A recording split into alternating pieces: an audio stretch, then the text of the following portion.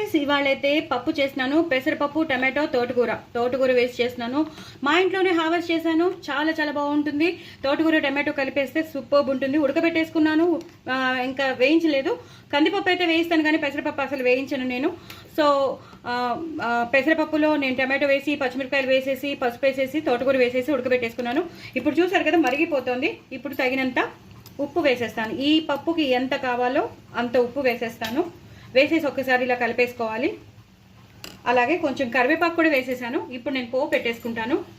ఆవాలు, జీలకర్ర, ఎండుమిరపకాయలు, వెల్లుల్లిపాయలు వేసేసుకున్నాను. ఇప్పుడు కొంచెం కారం వేస్తాను. మనం పచ్చిమిరపకాయలు బాగానే వేసుకున్నాం పప్పులో, అయినా సరే నేను పోపులో ఎప్పుడు వేస్తూ ఉంటాను కదా. సో కారం వేసేసాక ఇంగు వేస్తాను. ఇంగు మంచి, పెసరపప్పుకి ఇంగుకి చాలా మంచి కాంబినేషన్.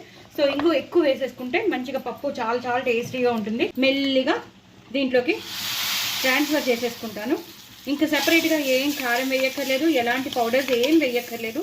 అదిరిపోతుంది. పెసరపప్పు, టమాటో, తోటకూర పప్పు మాత్రం చాలా చాలా బాగుంటుంది. చూసారు కదా ఎంత టేస్టీగా ఉంటుందో. ఇప్పుడు లాస్ట్లో ఒక్కసారి కరివేపాకు, అలాగే కొత్తిమీర. మా ఇంట్లో ఫ్రెష్ కొత్తిమీర లేదు, నేను ఒక ఆడలు వాడేస్తున్నాను. చాలా మంచి ఫ్లేవర్ వస్తుంది. ఇంకెందుకు ఆలస్యం, తప్పకుండా చేసుకోండి, ఎంజాయ్ చేయండి. నా ఛానల్ మాత్రం సబ్స్క్రైబ్ చేసుకోవడం అసలు మర్చిపోద్దు. చెప్పాను కదా, ఎంతో ఈజీగా పెసరపప్పు, టమాటో, అలాగే తోటకూర పప్పు చాలా చాలా టేస్టీగా ఉంటుంది. వేడి వేడి అన్నంలో నెయ్యి వేసుకుని తినండి. చాలా చాలా బాగుంటుంది. బాయ్ అండి.